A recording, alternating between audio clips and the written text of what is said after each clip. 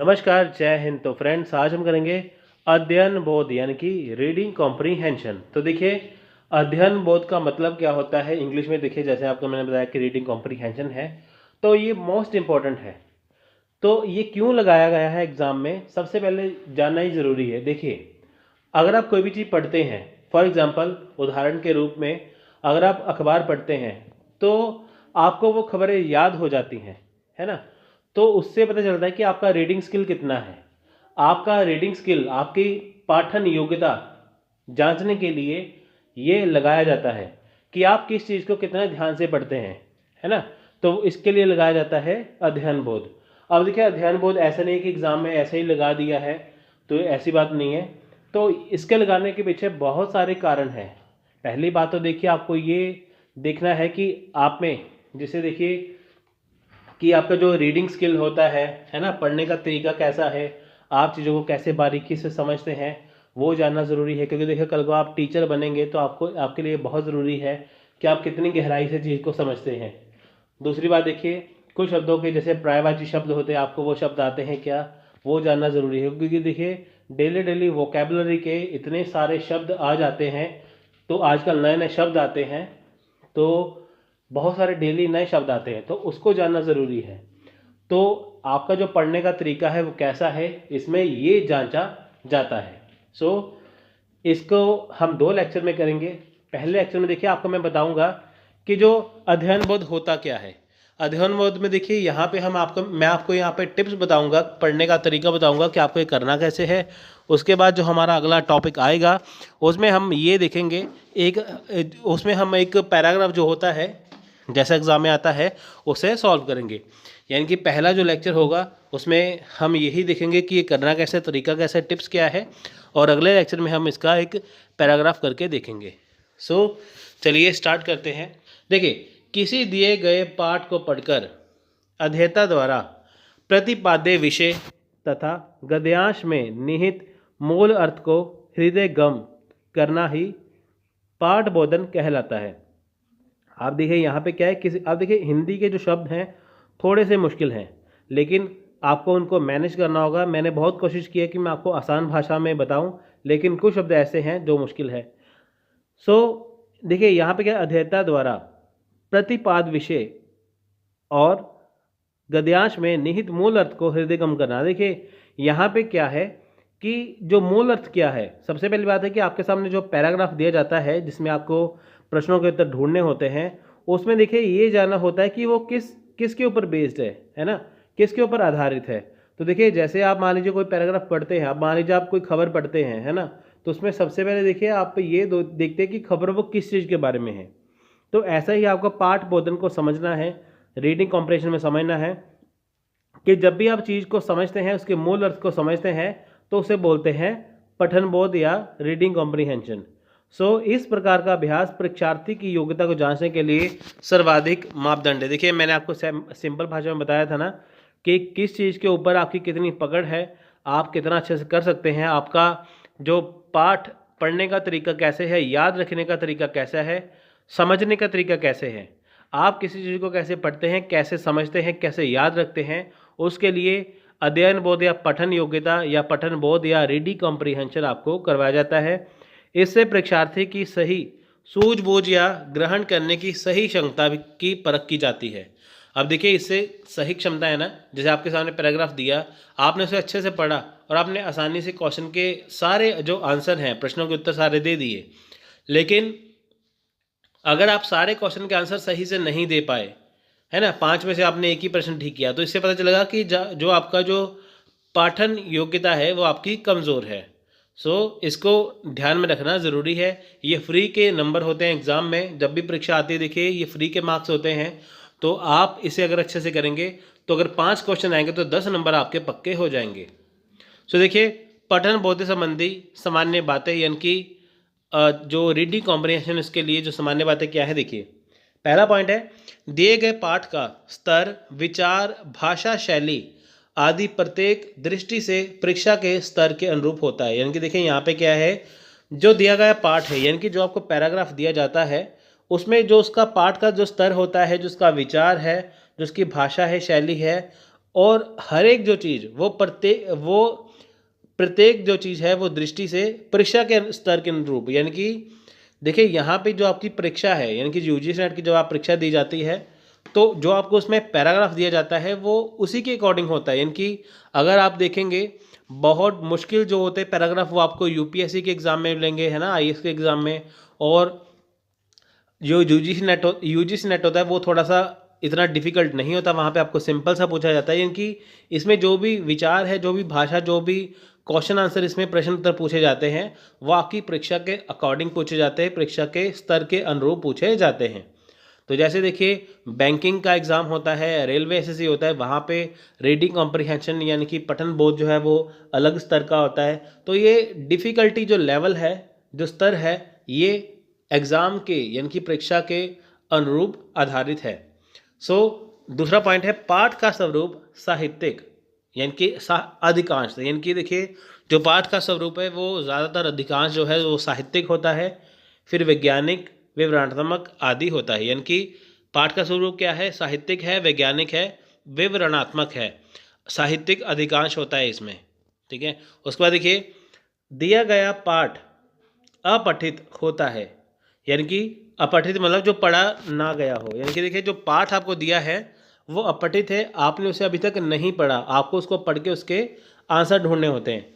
अपठित पाठ प्राय गद्यांश होते हैं, किसी कृषि परीक्षा में पद्यांश भी होता है। अब देखिए एक होता है गद्यांश, एक होता है पद्यांश।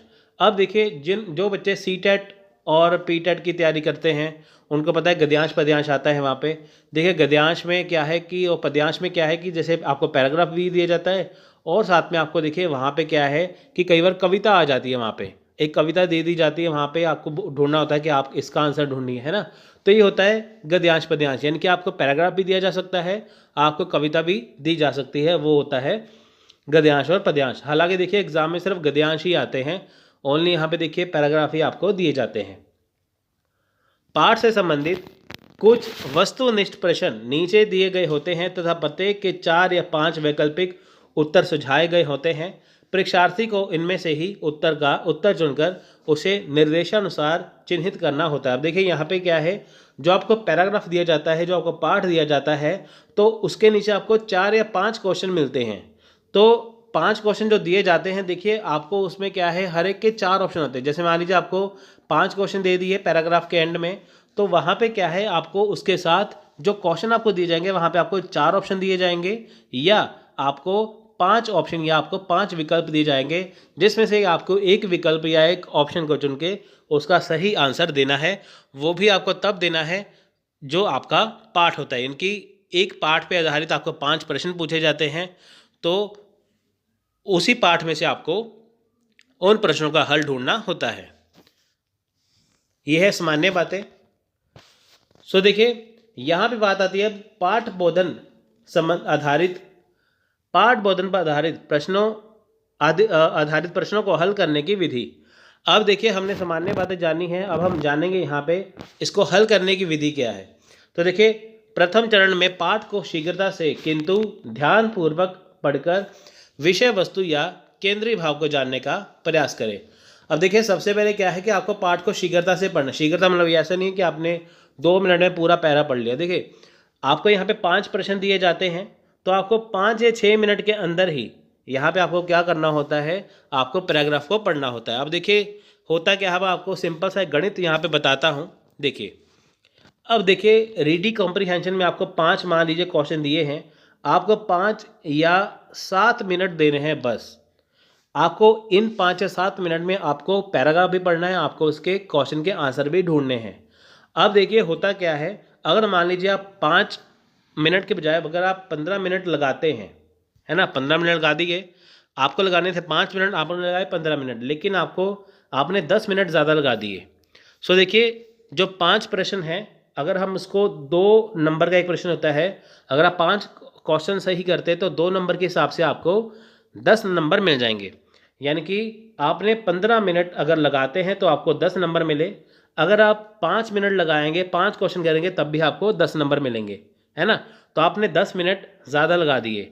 देखिए अगर आप 5 मिनट में 10 नंबर लेते हैं, तो अगर आप 10 मिनट ज़्यादा लगाएंगे तो आप 20 नंबर खो देंगे। तो सिंपल सा ये मतलब है कि आपको 5 मिनट लगाने हैं और आपको अपने 5 क्वेश्चन यानी कि 10 नंबर पक्के करने हैं, और जो आप 10 मिनट फालतू लगाएंगे वो आप अपने अगले क्वेश्चन में लगाइए कि ताकि आपके 10 क्वेश्चन ठीक हो जाएं और आपके 20 मार्क्स पक्के हो जाएं। तो आपको जो है यहाँ पे पाठ को शीघ्रता से पढ़ना है। शीघ्रता मतलब कि बहुत ज़्यादा फास्ट नहीं पढ़ना, बहुत ज़्यादा धीरे नहीं पढ़ना। आपको पहली बात देखिए, आपको जो पैराग्राफ होता है आपको 2 बार में पढ़ना है, यानी कि 2 बार पढ़ना है। पहले आपने पढ़ लिया, जैसे आप देखिए अखबार में कोई खबर पढ़ते हैं, पहले आपने पढ़ा, आपने फिर उसे पढ़ा, आपको खबर याद होगी। तो ऐसे आपको ये पढ़ना है, तो पहले आप उसे पढ़िए, फिर उसके बाद फिर आप दूसरी बार पढ़िए, आपको वो आसानी से याद हो जाएगा। दूसरी बार तब पढ़ना है जब आपको पहली बार समझ में ना आए। सो देखिए प्रथम चरण में क्या है, आप पाठ को शीघ्रता से पढ़ेंगे, ध्यानपूर्वक पढ़ेंगे। शीघ्रता से पढ़ने का मतलब है कि आप ध्यान में रखकर पढ़िए कि ताकि आपको समझ में आए उसका विषय वस्तु होता क्या है, वो पाठ कहना क्या चाहता है और उसका केंद्रीय भाव होता क्या है ना, वो किस पे आधारित है, विषय वस्तु क्या है, उसका सेंट्रल आइडिया यानी कि केंद्रीय भाव होता क्या है, उसका मतलब क्या है। तो केंद्रीय भाव देखिए सार भी कह देते हैं, इसका सार क्या है, एंड में हमने क्या जाना है ना। दूसरे चरण में देखिए क्या है, पाठ को धीरे धीरे एवं पूरे मनोयोग से नीचे दिए गए प्रश्नों को ध्यान में रखते हुए पढ़ें। संभावित उत्तरों को साथ साथ रेखांकित करें। अब देखिए यहाँ पे क्या है, पहले चरण में क्या था, आपका पाठ को शीघ्रता से पढ़ना था लेकिन ध्यानपूर्वक पढ़ना था।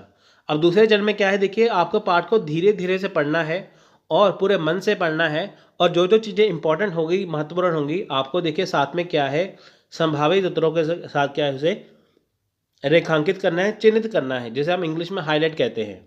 आपको ध्यान में रखना है कि ये लाइन इंपॉर्टेंट है। तीसरे चरण में प्रश्नों को ही सही उत्तरों को सावधानीपूर्वक चिन्हित करें। अब देखिए पहला पाठ आपने शीघ्रता से पढ़ा, दूसरी बार आपने क्या किया, आपने फिर उसे धीरे धीरे पढ़ा पाठ को, है ना, 2 बार आपने पढ़ लिया। तीसरा जो चरण आएगा, तीसरे चरण में क्या है, आपको सिर्फ प्रश्नों के उत्तर देने हैं, किसमें से ढूंढ के, पाठ में से।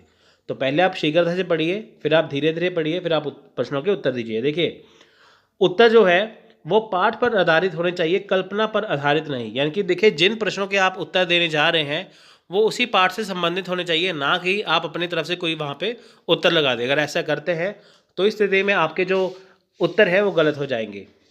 दूसरा है, उत्तर प्रासंगनाकुल एवं सीधा होना चाहिए। देखिए जो उत्तर है वो सीधा होना चाहिए, उसमें कुछ भी घुमा फिराव नहीं होना चाहिए।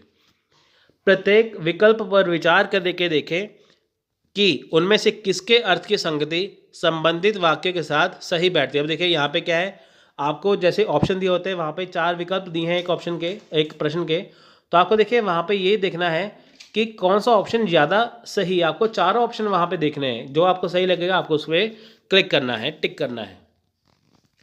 तो देखिए यहाँ पे अध्ययन बोध हल करने के लिए कुछ सुझाव है।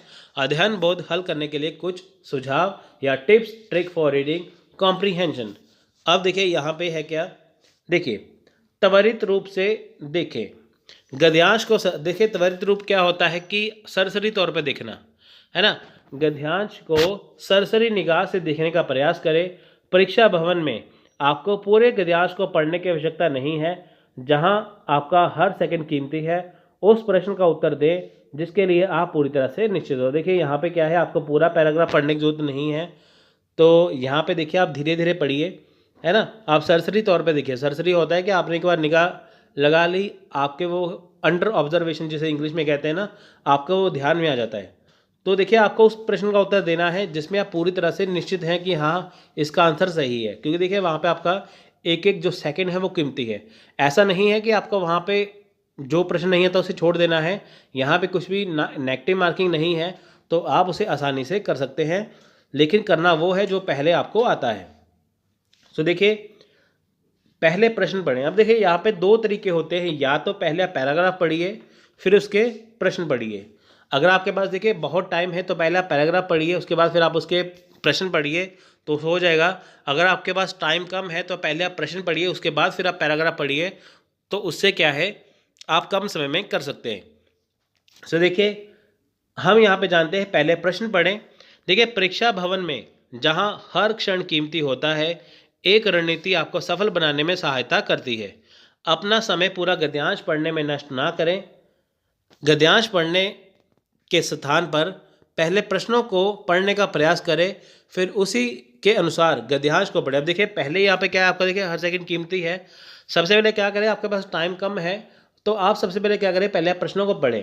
प्रश्नों को पढ़ने के बाद क्या करें कि आप उस प्रश्न को समझ के फिर आप पैराग्राफ से उसका उत्तर ढूंढने की कोशिश करें। उससे क्या है कि आपको जल्दी से जल्दी उत्तर पढ़ने के संकेत मिल जाएंगे। जब आप आरसी यानी कि रीडिंग कॉम्प्रिहेंशन में आवश्यक पंक्ति को देख लेंगे तो प्रश्न के अनुसार उत्तर देना आपके लिए आसान हो जाएगा। अब देखिए अगर आप मान लीजिए रीडिंग कॉम्प्रिहेंशन करते हैं, पैरा को अगर आप पढ़ते हैं पैराग्राफ को, तो देखिए आपको अगर कोई लाइन इंपॉर्टेंट लगती है तो आप उसे देखिए, तो उसे देखेंगे तो देखिए आपके लिए जो उत्तर देना काफ़ी आसान हो जाएगा। देखिए आपने देखा कि ये लाइन इंपॉर्टेंट है, अब देखिए आपके सामने प्रश्न आ गया तो आपको लगता है कि आपने ये लाइन वहाँ पे पढ़ी थी, तो हो सकता है कि वो उसका उत्तर हो। यदि आप उत्तर नहीं जान पा रहे हैं तो उस प्रश्न को तुरंत छोड़कर अगले प्रश्न की ओर बढ़ जाइए। किसी भी प्रश्न पर समय नष्ट मत कीजिए। इस तरह से प्रयास करने पर आपका कम समय में गद्यांश के विषय और झुकाव के बारे में जान पाएंगे। अब देखिए अगर आपको मान लीजिए कोई प्रश्न मुश्किल लगता है तो ज़रूरी नहीं कि आपको उसे सॉल्व करना है, पहले आप आसान सॉल्व कर लीजिए। मान लीजिए 5 प्रश्न आपको 2 नहीं आते, 3 आते, तो पहले आप 3 सॉल्व करिए, उसके बाद फिर आप 2 प्रश्नों का उत्तर ढूंढिए, आपका टाइम इसमें कम लगेगा। देखिए कीवर्ड्स पर ध्यान दीजिए। देखिए जहाँ पे जो इंग्लिश लगती है मैं आपको वहाँ पे दे रहा हूँ कि ताकि आपको आसानी से समझ में आए। कीवर्ड्स पर ध्यान दीजिए और गद्यांश में इसी के अनुसार उत्तर देने का प्रयास कीजिए। देखिए कीवर्ड्स होते हैं ना, जैसे कुछ इंपॉर्टेंट शब्द है, कीवर्ड्स होते हैं जैसे कुछ बोल्ड में लिखे होते हैं। जैसे आप इसे देखिए, ये देखिए थोड़ा सा काले रंग को अलग से लिखा हुआ है, ये सिंपल है, तो ये होते हैं कीवर्ड। आप उसे ध्यान से पढ़िए कि कोई चीज़ है। देखिए जैसे ये लाल रंग से यहाँ पे नीचे लिखा हुआ है ना, तो वहाँ पे आप देखिए अगर कुछ मोटे अक्षरों में कुछ चीज़ लिखी हुई है तो आप उसे ध्यान में रखिए। इस तरह से प्रयास करने पर आप समय बचा सकते हैं। नेक्स्ट है शब्दावली आधारित प्रश्नों को हल करने का प्रयास करें। अब देखिए शब्दावली आधारित प्रश्न है। शब्दावली आधारित प्रश्न कौन से, देखिए यदि आप कम समय में कुछ और अंक अर्जित करना चाहते हैं तो आपको शब्दावली आधारित प्रश्नों को हल करने का प्रयास करना चाहिए। इसके लिए आपको पूरे गद्यांश को पढ़ने की आवश्यकता नहीं है और इन्हें हल करने में भी समय कम लगता है, क्योंकि या तो आप शब्द का अर्थ जानते हो या नहीं जानते हो, आप सही शब्द चुनने का प्रयास कर सकते हैं। देखिए शब्दावली क्या है, इंग्लिश में इसे कहते हैं वोकैबुलरी। अब देखिए हमारे दैनिक जीवन में क्या होता है कि हर एक दिन क्या है नए शब्द जुड़ते जाते हैं, है ना। आपको शब्दों के पर्यायवाची शब्द पता होना चाहिए, आपको शब्दों का दूसरा मतलब पता होना चाहिए क्या है ना। जैसे देखिए जल को नीर कहते हैं, पानी कहते हैं, जलज कहते हैं, है ना। तो ये चीज़ तो आपको पता होना चाहिए कि ये जो शब्दावली है ना। जैसे आप देखिए कॉम्प्रिहेंशन को क्या कहते हैं, पाठन योग्यता कहते हैं, पठन बोध कहते हैं, अध्ययन बोध कहते हैं। देखिए शब्दावली होगी ना, बात एक ही है, पठन बोध या अध्ययन बोध क्या है, वो है तो रीडिंग कॉम्प्रिहेंशन ही है। तो ऐसे ही एक शब्द के लिए जो और शब्द इस्तेमाल होते हैं उसे बोलते हैं शब्दावली। आपको शब्दावली आधारित प्रश्न हल करने चाहिए क्योंकि ये एग्जाम में क्वेश्चन आते ही हैं हमेशा। तो नेक्स्ट है लेखक का दृष्टिकोण क्या है। अब देखिए प्रश्न होते क्या है, या तो आपको वो शब्दावली वाले प्रश्न पूछेंगे या आपको वाले देखिए दृष्टिकोण वाले प्रश्न पूछेंगे, या आपसे वो पूछेंगे केंद्रीय भाव वाले प्रश्न पूछेंगे, है ना, या आपसे वो पूछेंगे बताइए इसका शीर्षक क्या है, शीर्षक वाले टाइटल वाले क्वेश्चन पूछेंगे। तो ये 5-6 क्वेश्चन होते हैं जो आपसे वो पूछते हैं। लेखक का देखिए दृष्टिकोण होता क्या है, कोशिश कीजिए कि लेखक का दृष्टिकोण क्या है, जैसे प्रश्नों से दूर रहने का प्रयास कीजिए, या लेखक क्या कहना चाहते हैं जैसे प्रश्नों से दूर रहने का प्रयास कीजिए, क्योंकि ये सवाल आमतौर पर विवादास्पद और समय लेने वाले हैं और इसके लिए आपको पूरा गद्यांश पढ़ना होगा। देखिए अब लेखक कहना क्या चाहता है आपको ये सॉल्व करना ज़रूरी है। इसके लिए देखिए आपको पूरा पैराग्राफ पढ़ना पड़ेगा तो आपको समझ में आएगा लेखक क्या कहना चाहता है। देखिए इसके लिए क्या है, आप इस प्रश्न से अभी दूर रहिए, ये अगर प्रश्न आता भी है आपके सामने तो आप इसे सबसे एंड में करिए। ध्यान केंद्रित कीजिए। अब देखिए सामग्री पर ध्यान दें, अपने दिमाग को भटकने से बचाएं। यह दिन में सपने देखने से शुरू होता है, इसे वास्तविक जीवन पर केंद्रित ना करें। अपने आप को यह समझाएं कि यह सपने आप परीक्षा देने के बाद देख सकते हैं। जब तक आप दृढ़ता से अध्ययन नहीं करेंगे तब तक आप अपने लक्ष्य को प्राप्त नहीं कर सकते। देखिए सबसे पहले कि ध्यान केंद्रित करना है। अगर आप वहाँ पे क्वेश्चन सॉल्व कर रहे हैं तो आपके दिमाग में चल रहा है कि हाँ जल्दी से पेपर ख़त्म हो मैं घर जाऊँ, तो देखिए उससे आपका ध्यान नहीं लगेगा। तो होता क्या है, जब आप एग्ज़ाम देने बैठे हो तो आप कुछ भी मत सोचिए, सिर्फ पेपर के ऊपर ध्यान केंद्रित करिए, क्योंकि देखिए एक बार टाइम निकल गया तो 6 महीने 1 साल बाद आपको जहाँ पे जाके चांस मिलेगा। सो देखिए परीक्षा सॉरी पढ़ने की गति को बेहतर करने का प्रयास। अब देखिए यहाँ पे क्या है, पढ़ने की गति आप बेहतर कर सकते हैं। देखिए पढ़ने के दौरान अपने होठों को मत चलाइए, यह आपकी गति को धीमा कर सकते हैं। आप देखिए कितनी बारीकी से यहाँ पे चीज़ें लिखी हुई हैं। जब आप पढ़ते हैं आप अपने होठों को मत चलाइए, आप अपने मन में पढ़िए। जब आप होठों को चलाएंगे तो आपकी गति धीमी होगी, लेकिन जब आप अपने मन में चीज़ को सोचेंगे तो ये पढ़ेंगे तो आपको वो जल्दी याद होगा, है ना। तो पढ़ने की गति जो है बेहतर बनाइए। कई होते हैं ना स्टूडेंट जैसे बोल बोल के पढ़ते हैं, तो वैसा मत करिए। तो आप ऐसे क्या करिए, अपने मन में पढ़िए। अध्ययन बोध यानी कि रीडिंग कॉम्प्रिहेंशन के लिए स्मार्ट होने की आवश्यकता है और यह आपको अभ्यास से ही प्राप्त होगा। देखिए विलियम शेक्सपियर ने कहा था, practice makes a man perfect, यानी कि आदमी अगर प्रैक्टिस करेगा तो वो क्या होगा, वो सर्वश्रेष्ठ यानी कि परफेक्ट हो जाएगा। तो आपको देखिए स्मार्ट होना जरूरी है। इसके लिए क्या है, अभ्यास करना जरूरी है। स्मार्ट होने का मतलब है कि आपके जो चीज़ें हैं वो फटाफट याद होनी चाहिए। तो ये कैसे होगा, अभ्यास से। छोटी चीज़ों पर जोर ना दे, केवल उदाहरणों को पढ़कर विचार समझ लेने का प्रयास ना करें। देखिए वहाँ पे अगर पैराग्राफ में देखिए कुछ उदाहरण दिया होता है, आपको उसके ऊपर ध्यान नहीं देना, क्योंकि वो आपका ध्यान भटकाएंगे, है ना। अगर आप देखिए उसको पढ़ लेंगे, आप विचार बना लेंगे, तो हो सकता है कि वो चीज़ें गलत हो जाए। पूरे पैसेज को समझें, जिससे आपको रीडिंग कॉम्प्रीहेंशन पर आधारित सभी प्रश्नों को हल करने में मदद मिलेगी। अब देखिए सबसे पहले पैसेज को समझिए, पूरा पैसेज है क्या, वो है क्या, आप उसे समझिए। पूरा याद मत ना करें, ठीक है। आप देखिए पूरा याद मत करिए। जब आप पूरे पैसेज को पढ़ते हैं तो एक एक शब्द को याद ना रखें, क्योंकि यह आपको आपके दिमाग में होने वाली सामग्री के साथ मिक्स होकर आपको पजल कर देगा।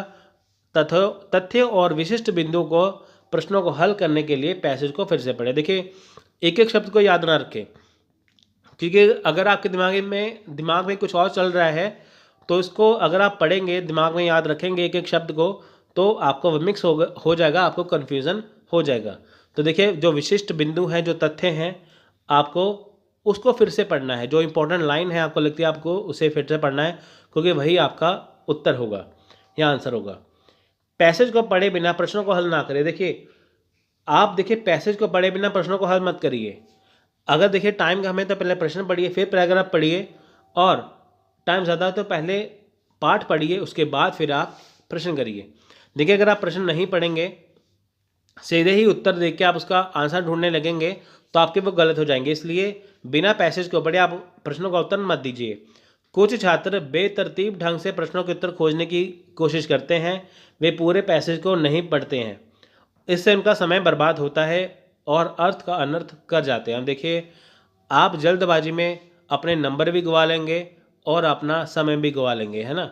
तो उससे क्या है कि पहले आप क्या है बेतरतीब ढंग से, देखिए कुछ छात्र क्या है कि आंसर खोजने की कोशिश करते हैं, उनका उतना ही टाइम उनका ज़्यादा लगता है। तो पैसेज को ज़रूर पढ़िए प्रश्नों का हल करते समय। सो देखिए पहले प्रश्नों पर एक नज़र डालें। पैसेज पढ़ने से पहले देखिए आप प्रश्नों पर एक नज़र डालिए। पैसेज को पढ़ने से पहले हमेशा प्रश्नों की जांच करें। इससे आपको यह पता चल जाएगा कि आपके दिमाग में चीज़ों को ताज़ा रखने के लिए आपको क्या याद रखना चाहिए या नहीं। यह आपको अध्ययन बोध या रीडिंग कॉम्प्रिहेंशन को आसानी से समझने और आसानी से समाधान खोजने में मदद करेगा। देखिए जब भी आपके सामने रीडिंग कॉम्प्रिहेंशन आता है यानी कि अध्ययन बोध आता है, पैराग्राफ तो देखना ही है, साथ में आप प्रश्नों पर एक नज़र डालिए, ताकि आपको जो आपके दिमाग में जो प्रश्न है वो आपके दिमाग में आ जाए।